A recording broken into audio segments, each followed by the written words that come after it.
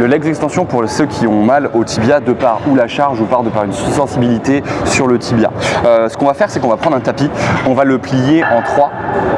Moi j'aime bien le faire comme ça, alors tu peux le faire en accordéon, moi je le préfère en boucle, c'est plus simple. Ce que tu viens faire, c'est que tu viens glisser le tapis en dessous et tu viens le mettre autour du pad.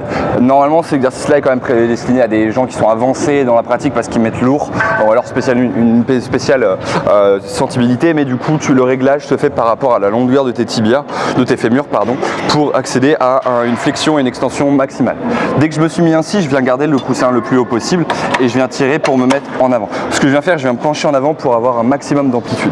Dès que je me suis mis ainsi, je viens remettre le dossier en contact et là je viens tendre les jambes le plus haut possible. Ça va rajouter un petit peu d'amplitude de par le tapis parce que tu as quoi? Tu as 5 cm en plus d'amorti, mais par contre tu vas avoir vraiment un confort sur le tibia excellent.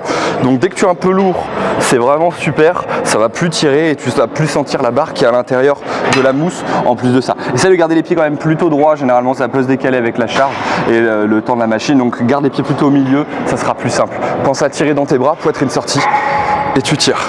Pointe de pied vers le ciel et on kick. On revient bien jusqu'au bout, surtout inspire à la descente, expire à la poussée et finis bien ton extension. À la fin, dès que tu as fini, tu relâches, tu gardes ton tapis pas loin et tu repars. Voilà.